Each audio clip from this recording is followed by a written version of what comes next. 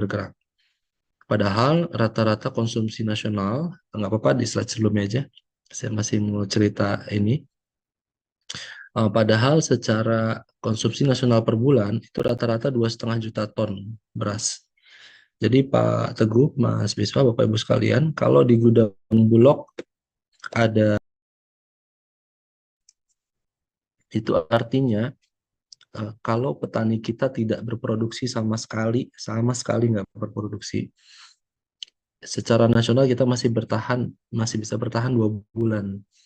Ya, karena rata-rata kebutuhan bulan itu 2,5 juta ton. Di gudang Bulog sekarang ada 5,23 juta ton. Tapi kan tidak mungkin petani tidak berproduksi. Petani itu selalu berproduksi karena mereka harus memenuhi kebutuhan dirinya sendiri. Dia harus memenuhi kebutuhan diri sendiri. Dan kalau ada lebihnya, dia jual. Nggak, dalam bentuk gabah. Jadi petani pasti berproduksi. Tapi kalaupun tidak berproduksi, angka 5 juta ton beras yang ada di gudang Bulog itu sudah cukup aman untuk kita selama 2 bulan. Nah, kemudian pertanyaannya, kebijakan apa yang mendorong petani untuk bergairah berproduksi? Nah, ini ada beberapa kebijakan terobosan ya. Di tahun 2024, 2025, dilanjutkan di tahun 2026 ini,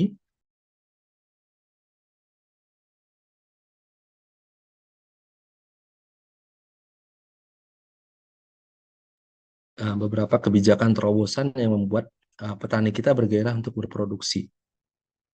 Yang pertama, di pemerintahan akhir Pak Jokowi, dilanjutkan dengan Bapak Presiden Prabowo, kita menderegulasi 145 aturan yang membuat penyaluran pupuk bersubsidi menjadi lama bertele-tele. Ada kurang lebih 145 aturan tadinya. Untuk penyaluran pupuk bersubsidi tadinya, setiap gubernur harus tanda tangan, setiap bupati harus tanda tangan. Jadi kalau di Kalimantan ada berapa provinsi? 5 atau 6 provinsi ya. Itu setiap gubernurnya harus tanda tangan. Nanti bupatinya juga tanda tangan. Barulah petani bisa mendapatkan pupuk bersubsidi. Sekarang aturan itu dihilangkan, gubernur tidak perlu tanda tangan, bupati tidak perlu tanda tangan. Yang penting petani masuk dalam sistem ERDKK, kemudian dia bisa menembus pupuknya dan tidak perlu menunjukkan kartu tani. Kalau dulu harus ada kartu tani, sekarang cukup dengan KTP saja, dan KTP itu menjelaskan namanya, itu tercatat di ERDKK sistem kita. Maka RDKK itu adalah rencana detail kebutuhan kelompok ya, ERDKK. Sepanjang dia masuk dalam ERDKK, maka dia bisa menembus pupuk. Ini kebijakan yang pertama. Kebijakan yang kedua, penyuluh. Penyuluh kita itu ada kurang lebih 38.000 ASN dan juga P3K seluruh Indonesia. Tadinya itu adalah pegawai daerah. Per 1 Januari 2026 itu ditarik menjadi pegawai pusat Kementerian Pertanian. Jadi seluruh penyuluh pertanian di seluruh Indonesia, kalau dia statusnya ASN ataupun P3K, P3K itu semacam pegawai kontrak 5 tahunan itu ya, itu dia menjadi pegawai Kementerian Pertanian, yang artinya secara tanggung jawab anggaran ada di Kementan, dan juga secara tanggung jawab pembinaan kepegawaiannya, termasuk pembinaan kapasitasnya, juga menjadi tanggung jawab Kementan. Kalau sebelumnya dia menjadi tanggung jawabnya pemerintah daerah. Pemerintah daerah kita ketahui kapasitas fiskalnya berbeda-beda. Ya mungkin di Kalimantan mungkin banyak beberapa daerah yang kapasitas fiskalnya cukup besar, seperti sebagian di wilayah Kalimantan Timur ya, ataupun di wilayah tambang ataupun sawit, biasanya kapasitas fiskalnya besar. Tapi kalau kita berbicara nasional, ada daerah-daerah yang kapasitas fiskalnya tidak sebesar itu. Sehingga mungkin anggarannya itu habis untuk gaji dan biaya operasional. Lalu bagaimana dia membina, meningkatkan kapasitas pegawai atau penyuluhnya. Nah, makanya kita tarik di per 1 Januari 2026 menjadi pegawai pusat, sehingga urusan gajinya, urusan tunjangan kinerjanya, termasuk pembinaannya, termasuk juga operasionalnya, ke lapangan dia butuh kendaraan dan seterusnya, itu menjadi tanggung jawab Kementan. Nah, ini juga termasuk hal yang mendorong, karena penyuluhan yang kuat itu salah satu faktor kunci keberhasilan produksi. para petani kita kalau bisa didampingi dengan penyuluh yang kuat secara kapasitas maupun kapabilitas.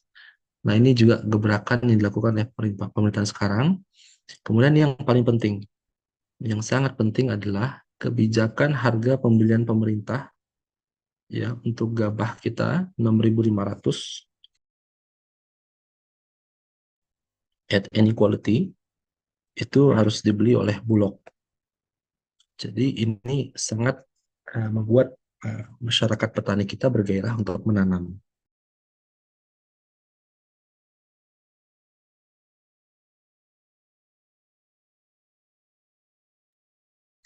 Karena di periode sebelumnya harga itu mengikuti kualitas dari gabah.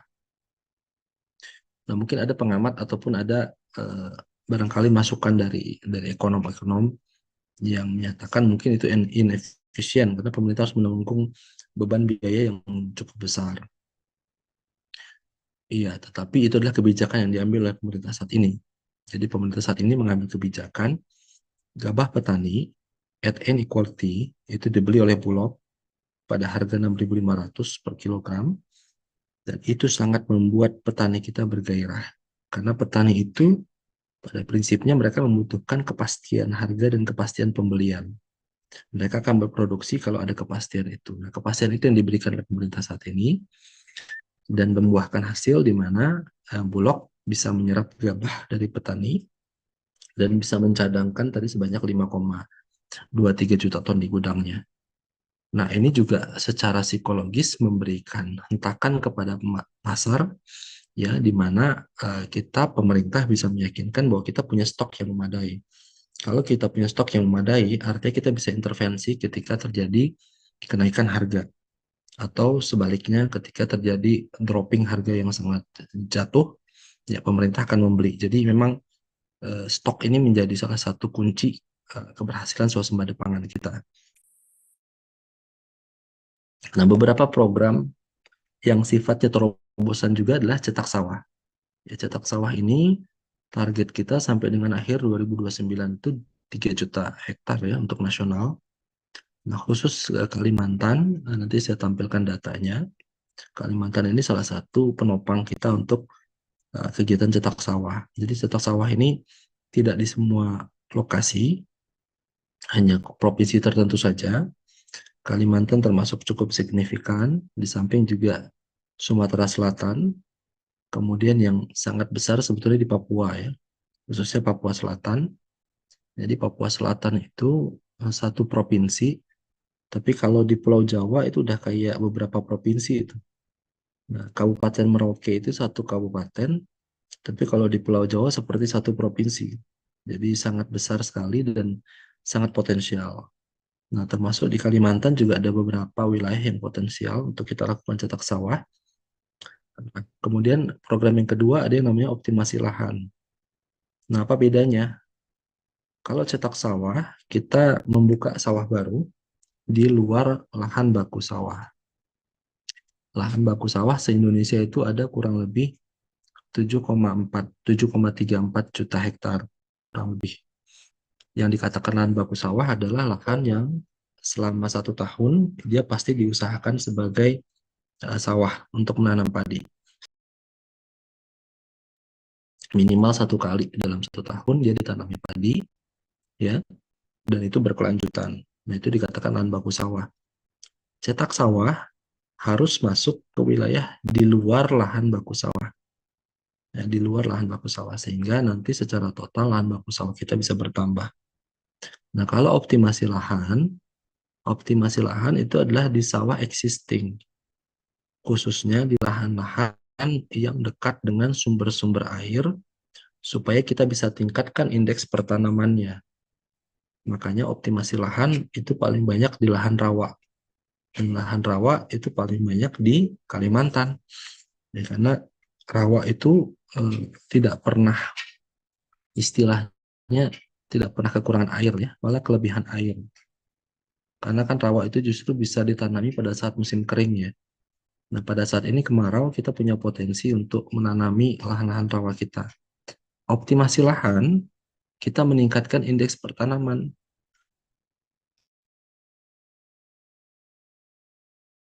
Umumnya lahan rawa itu kan ditanami 1 tahun itu 1 kali pada saat kemarau saja. Nah, dengan kegiatan oplah, optimasi lahan, kita tata kelola lagi airnya, kita berikan pompa, kita berikan bedeng-bedeng, kita bangun bedeng-bedeng sedemikian rupa sehingga air itu bisa kita kelola, termasuk pintu-pintu airnya, sehingga memungkinkan dalam 1 tahun kita tanam lebih dari 1 kali. Itu targetnya oplah. Jadi oplah beda dengan cetak sawah. Oplah dia di lahan sawah existing, khususnya di rawa, dan targetnya adalah meningkatkan indeks pertanaman dari 1 kali menjadi lebih dari 1 kali. Kalau cetak sawah, itu di lahan-lahan baru, di luar lahan baku sawah, dan targetnya menanami lahan yang tadinya tidak ditanami padi. Jadi dari IP 0 menjadi IP 1 atau lebih. Nah, ini adalah kegiatan terobosan memang Pak Teguh, Mas Bismah, OCSR, dan Oplah, ya, termasuk juga bantuan alat dan mesin pertanian yang lainnya. Baik, di slide berikutnya. Nah, ini kalau kita berbicara ketersediaan, jadi yang tadi kami sampaikan, ya, ini ada 11 komoditas yang kita kelola, ya, sesuai dengan Perpres 125 tahun 2022, beras, jagung, kedelai, bawang merah, bawang putih, cabai besar, cabai rawit, daging sapi kerbau, daging ayam ras, telur ayam, dan gula konsumsi. Yang kita masih impor tinggi itu adalah kedelai, bawang putih, dan daging sapi kerbau. Tetapi eh, meskipun 3 komoditas itu impor, kita bisa mengamankan sumber impornya.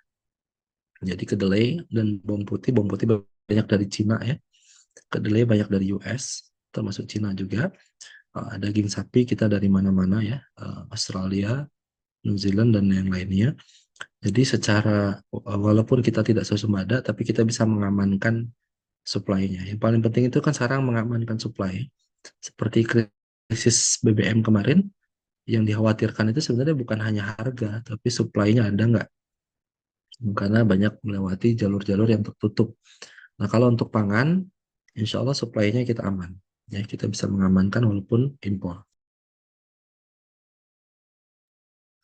Telur ayam ras kita surplus, daging ayam itu surplus. Jadi kalau ada fluktuasi harga, ini sering kami diskusi dengan Bank Indonesia, eh, harga telur jatuh, harga daging ayam sempat naik. Sebenarnya apa yang terjadi?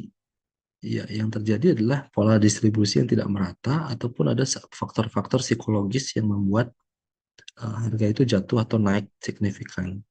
Faktor psikologisnya misalkan telur kemarin banyak tidak dibeli, ya, maka kita menghimbau BGN, Badan Gizi Nasional, untuk membeli telur-telur peternak kita. Jadi sekarang harga telur sudah mulai naik lagi. Naik tetapi bukan berarti mendorong inflasi. Karena naiknya itu harga telur kita dari yang tadinya jatuh, ya. Kemudian kembali ke tingkat yang mendekati normal, yang mendekati harga pokok produksinya. Baik, di slide berikutnya.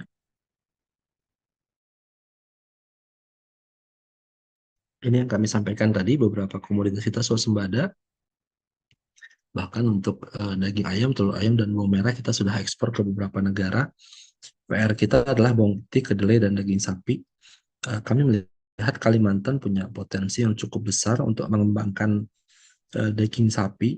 Nah, karena sebetulnya kita bisa menggalakkan kembali pola-pola integrasi sawit dengan sapi. Ya, di beberapa perusahaan-perusahaan sawit di Kalimantan kami ketahui, seperti di Berau, ya, termasuk juga, ya, beberapa wilayah lainnya, itu sudah terbiasa integrasi sawit dengan sapi. Dan itu sebenarnya bagus, ya, karena sapinya bisa dapat lahan untuk apa namanya, grazing. Grazing itu eh, ya bergembala gitu, ya. Kemudian kotorannya bisa dipakai untuk tanaman sawit, ya, untuk pupuk kompos. Jadi ini pola yang cukup bagus sebenarnya, dan Kalimantan punya potensi besar untuk itu. Kalau kedelai ini memang harus di daerah-daerah yang agak dingin, ya. Mungkin Kalimantan tidak terlalu banyak.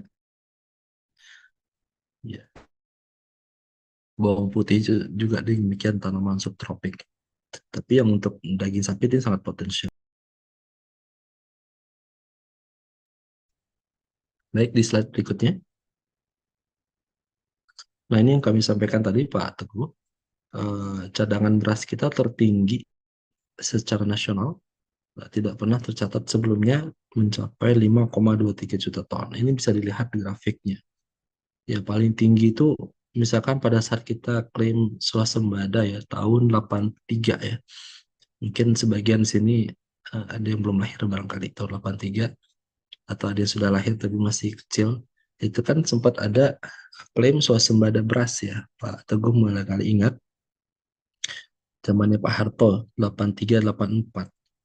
Pada saat itu sebetulnya yang kita klaim sebagai swasembada beras di tahun 83 84, cadangan beras bulognya hanya 3 juta ton, kurang dari 3 juta ton. Hari ini 5,23 juta ton.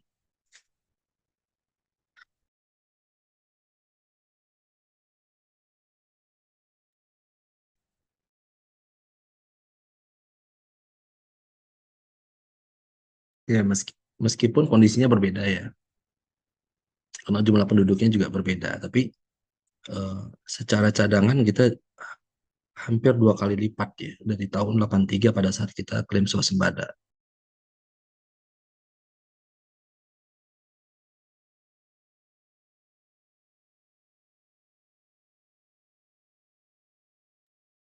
Baik, next slide.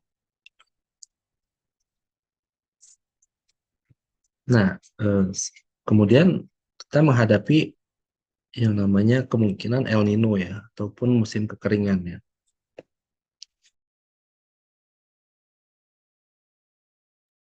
Nah, kami memperkirakan Pak Teguh, Bapak Ibu sekalian, musim kemarau kita puncaknya itu di bulan Agustus.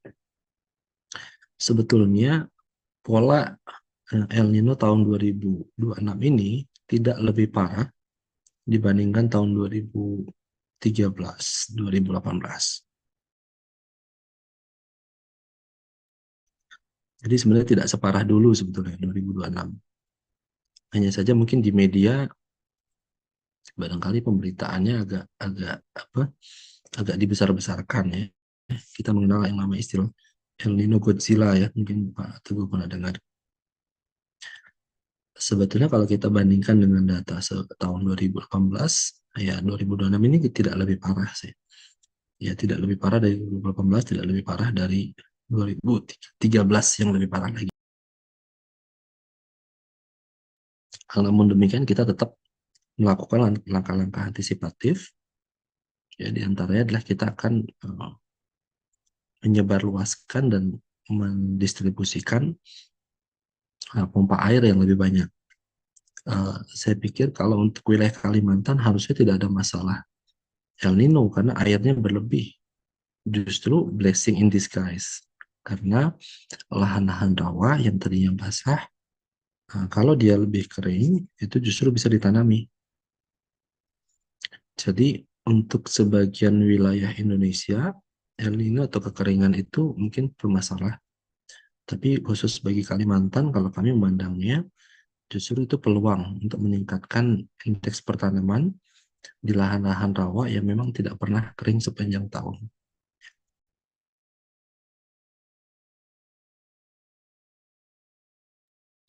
Baik, next slide. Nah, ini beberapa langkah antisipatif ya yang kita lakukan, mulai dari mapping, kemudian mengoptimalkan pengelolaan air irigasi dan gerakan percepatan tanam. Jadi Pak Teguh dan kawan-kawan di Kalimantan, dengan adanya kekeringan sekarang, Kalimantan berpeluang meningkatkan pertanaman. Jadi bisa dihimbau masyarakat, para petaninya untuk mempercepat tanam, mumpung keringnya tuh belum parah-parah banget gitu.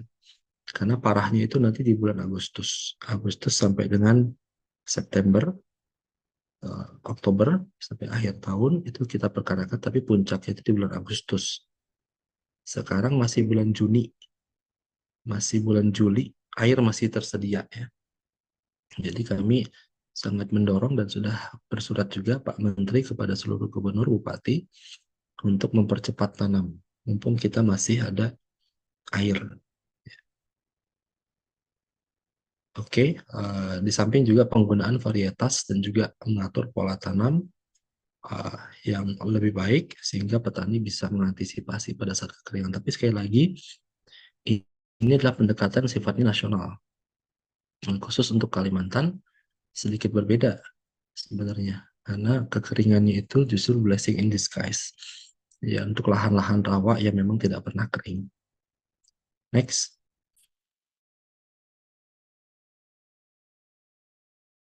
silakan slide berikutnya. Nah, ini saya pikir sudah saya sampaikan tadi secara umum. Jadi, dalam rangka memitigasi dampak musim kemarau, kami sebenarnya lebih senang menyebutnya musim kemarau, Pak Teguh, daripada El Nino Godzilla. Karena kalau El Nino Godzilla itu kesannya memberikan apa ya, suasana negatif kepada para petani kita.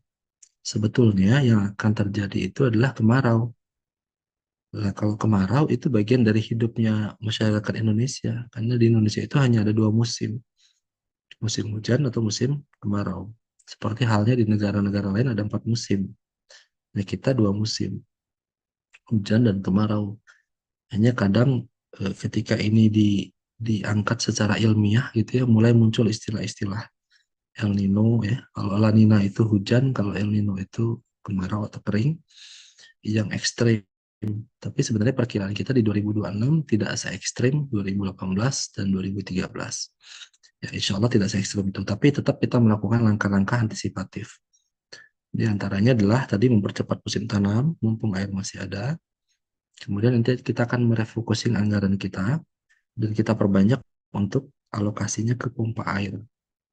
Pompa air ini bermanfaat untuk menarik air dari sumber-sumber air terdekat ke sawah atau sebaliknya. Kalau untuk Kalimantan, fungsinya sebaliknya, mengeluarkan air dari sawah ke sumber apa ke saluran pembuangan karena airnya mungkin berlebih.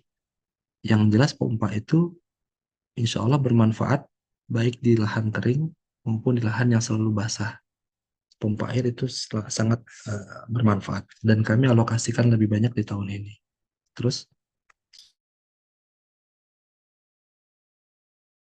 slide berikutnya silakan. Nah, ini sebagai gambaran. eh, Bapak Ibu silakan lihat tabelnya dulu. Saya ambil air minum dulu sebentar ya. Break 1 menit ya Pak. Pak tunggu sebentar ya.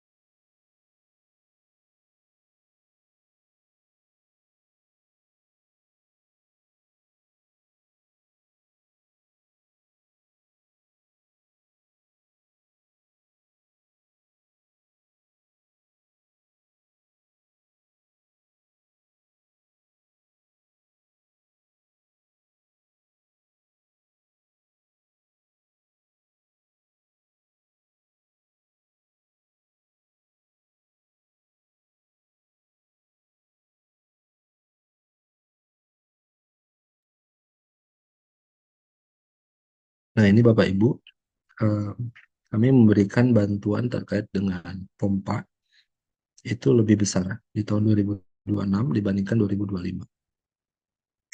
Sebagai contoh, di irigasi perpompaan tahun 2026, 17.400 unit ya. Eh, Tahun lalu hanya 700-an unit. Irigasi perpompaan itu adalah pompa air dan selang-selangnya. Jadi satu paket. Kemudian irigasi perpipaan itu pipanya ya. Pompa air dan pipanya. Kemudian irigasi tersier ini rehab kita. Tahun lalu nggak ada, tahun ini ada. Bangunan konservasi itu bangunan-bangunan untuk um, menampung air ya.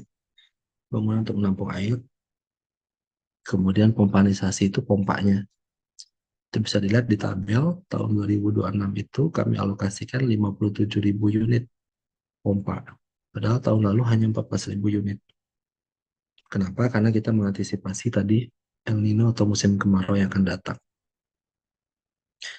Oplah di sini belum kecatat targetnya, hanya layanannya saja dalam bentuk hektar, bukan dalam bentuk unit. Jadi Oplah itu tahun lalu 500.000 hektar, Pak Teguh. Tahun ini 298.000 hektar atau 300.000 hektar. Kenapa? Karena tahun lalu eh, apa namanya, yang 500.000 juga nggak tercapai. Jadi kita sangat sangat menyayangkan juga ya, Oplahnya nggak mencapai target. Jadi tahun ini kita rasionalisasi 258.000 hektar. Di samping Oplah yang kemarin kita bangun itu belum semuanya meningkat IP-nya. Karena target kita peningkatan IP ya, indeks pertanaman. Makanya tahun ini kita rasionalkan angkanya di kurang lebih 300.000 hektar. Terus slide berikutnya. Nah, ini sebaran kegiatan kita, aspek irigasi tahun 2024-2025. Jadi sebagai contoh, Kalimantan Selatan itu mendapatkan earpump 115 unit, irigasi perpipaan 39 unit, pompa air itu kita sudah bagikan 1.845 unit, Pak Teguh, di Kalsel saja. Di Kalteng 647 unit, di Kalbar 304 unit ya. Kemudian di Kaltim 856 unit, dan di Kaltara cukup besar pompa air 2.766 unit. Jadi pompa air kita memang, sorry, di Kaltara itu 186 unit ya, mohon maaf. 186 unit, tidak sebanyak Kaltim dan uh, Kalbar ya. Kalbar yang paling banyak. Nah, Kalteng juga lumayan. Kalsel banyak tuh pompa airnya, 1.845 unit ya. Mudah-mudahan saya tidak salah membaca peta nih, Pak Teguh. Ya, sudah lama nggak ke Kalimantan soalnya. Jadi tahun 2004-2005 alokasi kita cukup besar. Di tahun 2006, next slide. Slide berikutnya. Nah, ini alokasi kita tahun 2026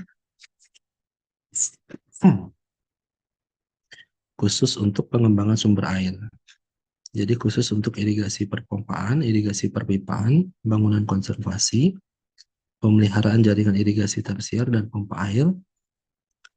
Kalau Bapak Ibu concernnya di Kalimantan, bisa dilihat di baris nomor 20 sampai dengan 24 ya. Kalbar, Kalteng, Kalsel, Kaltim, dan Kaltara. Jadi memang ini alokasi kita, bisa dibaca masing-masing, dan ini sudah hasil refocusing anggaran kita di tahun 2026.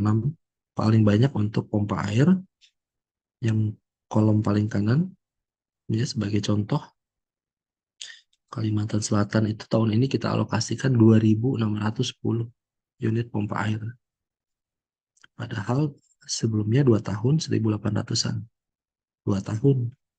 Ini 1 tahun 2.600. Kemudian di Kalbar 1.700-an, dan di Kalimantan Barat 1.063 ya. Bisa dilihat di tabel. Nanti Bapak Ibu silakan mengakses tayangan ini. Terus slide berikutnya.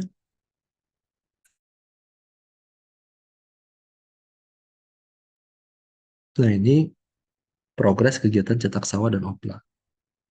Cetak sawah tahun lalu kita alokasikan 225.000 hektar.